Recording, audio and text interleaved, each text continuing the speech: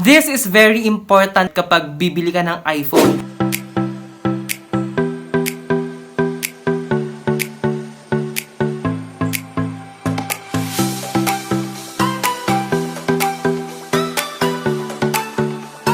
Walang ka-thrill-thrill? Ang baba. Walang thrill-thrill. Ano ba yan?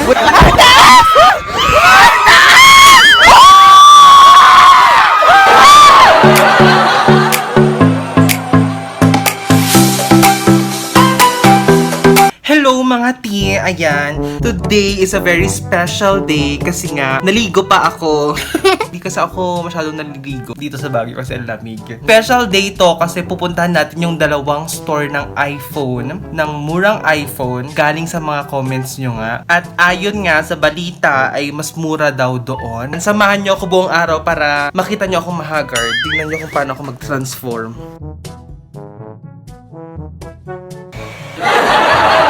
Diba? Dito naman tayo sa may araw, yung favorite ko talaga para kunyari maganda tayo. Ganyan. Pupunta tayo muna sa Center Mall, ang tinaguri ang sentro ng kalakalan dito sa Baguio.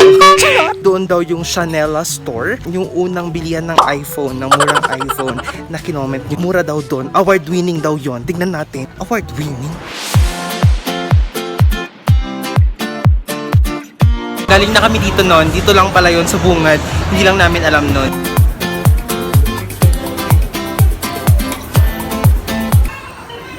Tulog si ate, break time daw niya. Hindi pwedeng mastorbotin. iPhone po. Magkano po yung 5S na po ate? Ay, wala nung ano. Dito ka po. Okay, sorry. So, yun, break time daw niya. So, wala si kuya, nag-went or ate, hindi ko alam. Pero may contact number doon. And, yun lang naman yung physical store nila. Tapos, meron silang Facebook page. Nandun sa Facebook nila yung price list nila. So, pwede ko ipakita dito. Ayan. Ay, oh, daming trophy. Award-winning nga.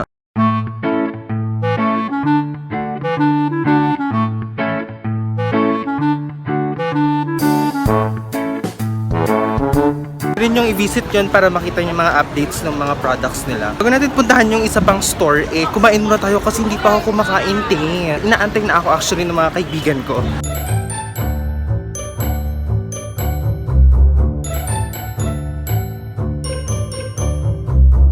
Ayan, today is a special day kasi nga buffet day ngayon.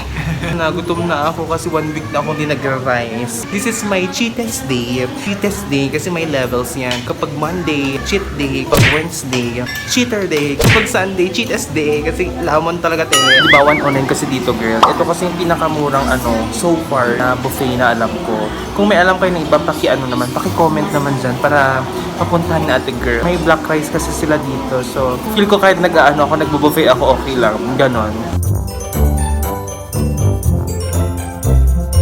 Yan, tapos na. Tara na sa Cookie Monster.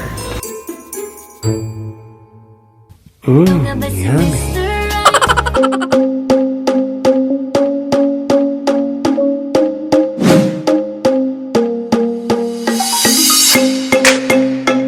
Anong pinakamurang 5S po ate?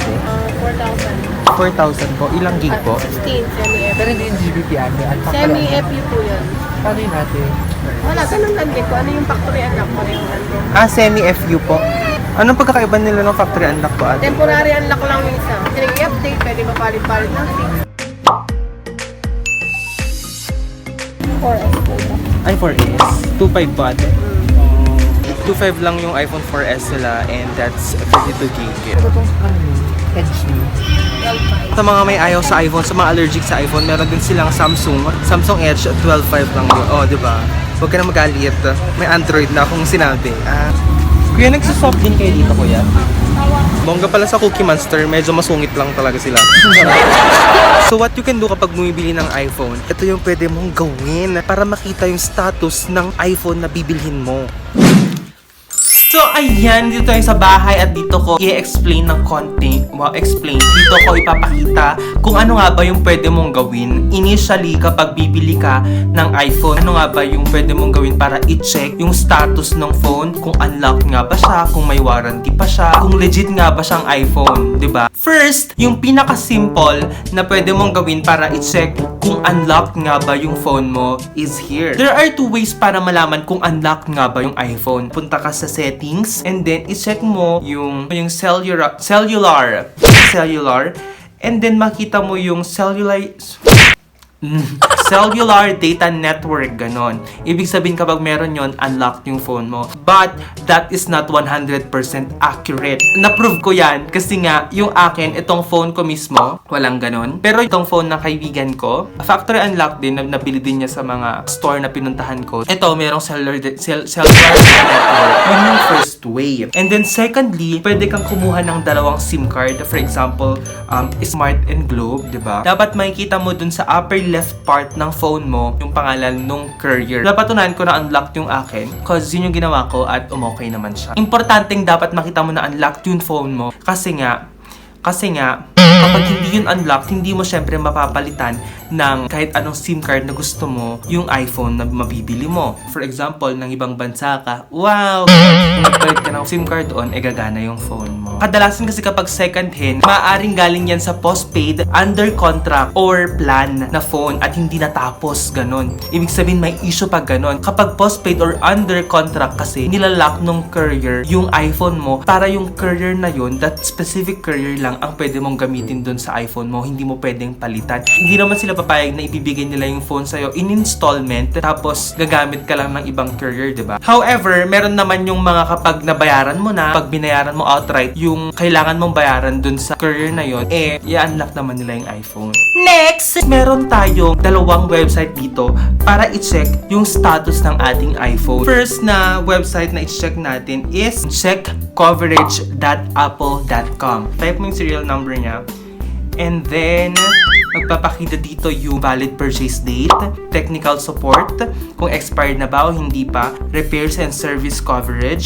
Yung nakita nating iPhone 10 kanina, eto nga, active pa yung repairs and service coverage niya until December 8, 2018. So, ibig sabihin legit yung phone na nakuha natin. Second is iUnlocker.net. Dito naman, i-require niya sa'yo yung IMI naman. Paano makikita yung IMI? Pwede mong i-type asterisk number sign 06 number sign. Magpapakita yung IMI mo dyan. Or pwede rin naman dun sa settings mo and then dun sa about. Yun nga, diba nakita natin yung nandun din naman. And another way para makita mo yung IMI ng phone mo is to check yung SIM tray niya. Tapos magpapakita dyan yung IMI niya. And then ipipaste lang natin dito yung IMI natin. Ayan. Dapat i-prove mo pa na hindi ka robot. Ganon. Magpapakita dito yung repairs and service coverage, telephone and technical support, expired na yung akin. Though yung sold by, ganun niya, merong bayad. Next! Ito naman, para naman i-check natin yung battery health.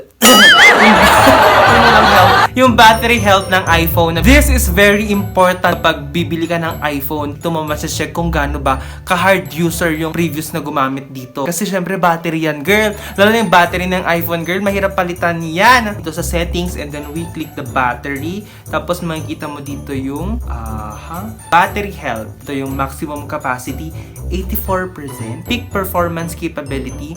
Your battery is currently supporting normal peak performance. Kunana. Sabi niya, ganon. But take note na itong battery health utility ay available lang sa iOS version 11.3 to 12.1 lang. Hindi siya available sa lower versions.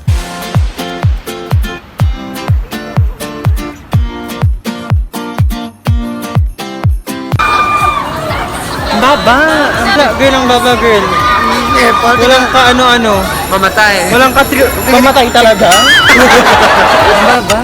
Walang ka ano-ano. Ito na ba yun? May mga bata pa, oh. Takot ba kayo? Natatakot ba kayo? Hindi sila natatakot. Galing. Wala ka pressure. Are you scared? Hindi siya scared. Ako din. Hindi ako scared. Kahit wala naman! Hindi na!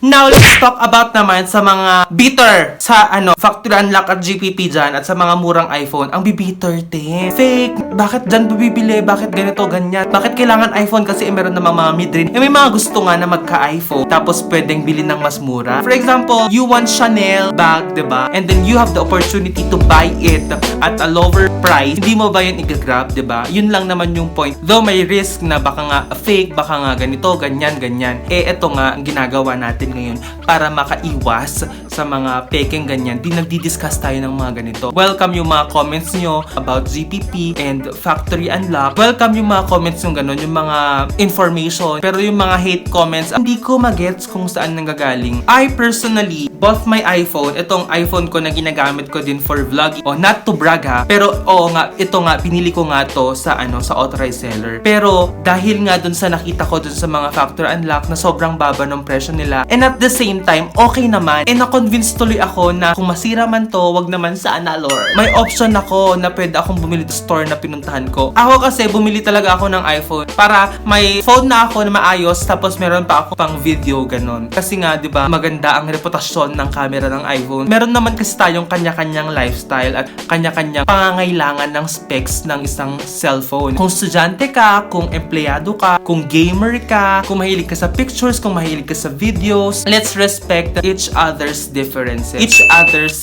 personal taste. Ganon ha. Kung gusto mo ng iPhone, kung gusto mo ng Samsung, go lang. Kung gusto mo bumili ng murang iPhone, go lang girl. Kung may pambili ka ng brand new, bumili ka na ng brand new, bilan mo na rin ako. Okay, padala sa akin ha. Gusto ko ng iPhone XS Max. Ganon.